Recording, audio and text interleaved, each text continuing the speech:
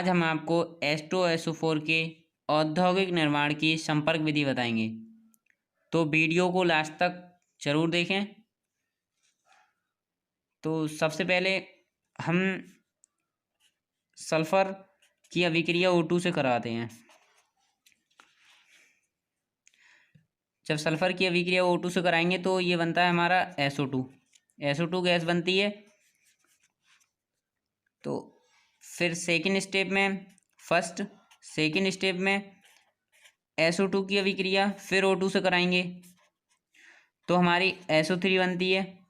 SO3 अब इस अभिक्रिया को संतुलित करें तो 2 2 4, यहाँ पे हम 2 लगा दे रहे हैं तो ये 2 ऐसे हो गए, तो यहाँ पे भी 2, तो यह अभिक्रिया हो गई संतुलित। नंबर थर्ड स्टेप में आता है SO3 की अभिक्रिया H2SO4 से करा दें तो बनता है हमारा H2 और 4 और 3 7 यानी कि O7। ये हो गया हमारा ओलियम।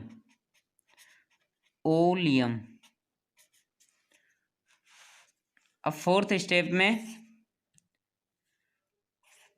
ओलियम की अभिक्रिया H2O7, इसकी अभिक्रिया H2O से करा दें तो हमारा बनता है H2SO4। अब संतुलित करें तो इधर 2 H ही हैं, 2 H ही हैं 4, तो हमने 4 H कर दिए। अब यहाँ S 2 हैं, S भी 2 हो गए, 4 दूनी 8, 7 O ये हैं, 1 O ये है, तो 8 4 दूनी 8 O भी हो गए। अभिक्रिया हो गई संतुलित। तो ये तो हो गई इसकी समीकरण। इसके बनाने की प्रयोगशाला औद्योगिक निर्माण की संपर्क विधि बता रहे हैं हम आपको। ये तो इसकी समीकरण हो गई। स्टेप 1 में हम सल्फर की अभिक्रिया O2 से कराते हैं, SO2 बनती है। दूसरे स्टेप में SO2 लेके SO2 की अभिक्रिया फिर O2 से कराते हैं, SO3 बनती है।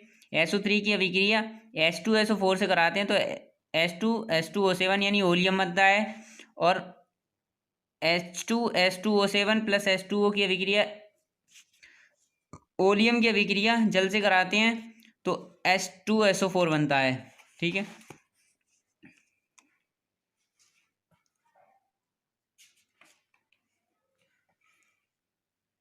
और ये थोड़ी सी गलती हो गई मेरे पे, SO2 और O2 की अभिक्रिया होती है तो यहाँ एक PT उत्प्रेरक होता है। PT इस उत्प्रेरक की उपस्थिति में इन दोनों की अभिक्रिया कराते हैं तब ये SO3 बनता है। ठीक है। अब हम इसका आपको चित्र दिखाएंगे। यह है इसका चित्र। तो ये हमारा पायराइट बर्नर, फिर ये धूल कक्ष, धावन कक्ष, शुष्कन टावर, ये हमारा आर्सेनिक शोधक, ये परीक्षण बॉक्स, ये सप्लाई कक्ष, और ये जो बचा हमारा अवशोषण टावर। तो सबसे पहले हमारा आता है पायराइट बर्नर।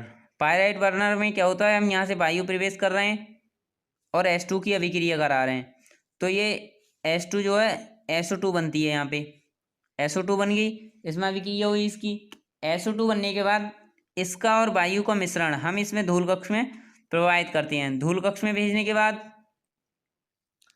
धूल कक्ष में ऊपर से हम भाप प्रवाहित कर रहे हैं। ये देखो यहाँ से भाप जा रही है, तो ये जो है वायु और SO2 के मिश्रण में से जो अशुद्धियाँ होती हैं वो निकाल के अलग कर देती है वायु।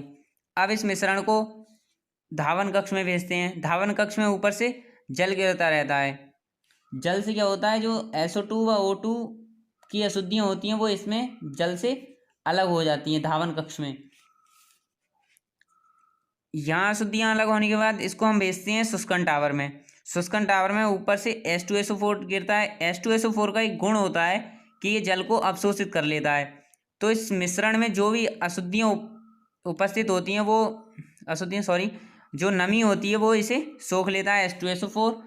अब इस मिश्रण को शुष्कन टावर से आर्सेनिक शोधक में भेजते हैं। आर्सेनिक शोधक में ये हमारा फेरिक हाइड्रोक्साइड रखा है, FeOH का होल थ्राइस ये रखा है हमारा फेरिक हाइड्रोक्साइड।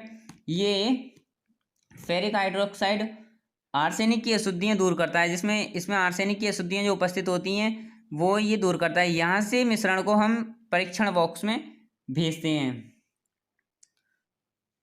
परीक्षण बॉक्स में परीक्षण बॉक्स में इसकी शुद्धता की जांच होती है। अगर हमारा मिश्रण शुद्ध है तो हम उसे आगे सप्लाई करेंगे, और नहीं है तो हम उसे वापस कर देंगे यहाँ से। परीक्षण बॉक्स में इसका शुद्धिकरण होने के बाद हम इसे परिवर्तक कक्ष या सप्लाई कक्ष में भेजते हैं। सप्लाई कक्ष में इसमें SO2 और O2 अभिक्रिया करते हैं तो बनती है हमारी SO3। SO3 को हम बोलते हैं SO3 को हम अवशोषण टावर में भेजते हैं। ऊपर से यहाँ सांद्र H2SO4 गिर रहा है, तो SO3 और H2SO4 अभिक्रिया करने के बाद यहाँ इनका ओलियम आ जाता है। ये निकल रहा है यहाँ ओलियम साइड में। तो ये इसका चित्र का वर्णन हुआ। अब इसके हम देखेंगे रासायनिक गुण, ऑक्सीकारक गुण और निर्जलीकारक गुण। H2SO4 के रासायनिक गुण, कॉपर के साथ अभिक्रिया इसका पहला गुण है। तो H2SO4 की अभिक्रिया जब कॉपर के साथ कराते हैं तो कॉपर सल्फेट, SO2 गैस और H2O बाहर निकलता है। तो ये तो नंबर 1 हुआ। इसका नंबर 2 गुण है सल्फर के साथ अभिक्रिया।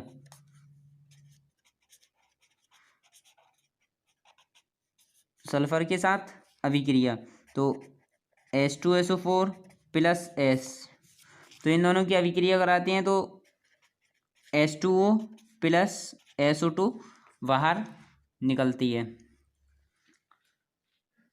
अब इस अभिक्रिया को संतुलित करें तो यहाँ 2 लगा दी मैंने। अब ये दो S ये हैं और एक S ये है, तो ये 3S और 2 दूनी 4 4S ये हैं, तो 2 यहाँ लगा दी। 2 दूनी 4 तो 2, 3 दूनी 6 और 2 8, 4 दूनी 8 हो। ये भी अभिक्रिया संतुलित हो गई। इसका नंबर 3 गुण आता है कार्बन के साथ अभिक्रिया। कार्बन के साथ अभिक्रिया, इसका नंबर 3rd गुण। तो H2SO4 प्लस C, जब कार्बन के साथ अभिक्रिया कराते हैं तो number 1 CO2 plus SO2 plus H2O बाहर आता है। अब इस अभिक्रिया को संतुलित करें तो यहाँ लगा दी मैंने 2, तो यहाँ भी 2 लगाने पड़ेंगे क्योंकि H हो गए 4, 2 दूनी 4। अब S 2 है तो यहाँ S को भी 2 ही करना पड़ेगा।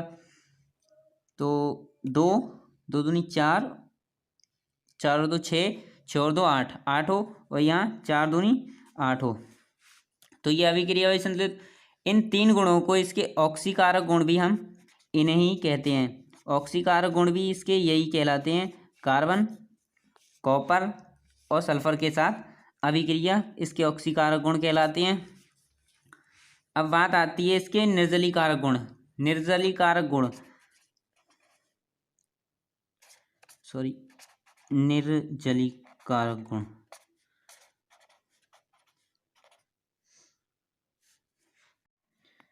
आज की इस वीडियो में इतना ही।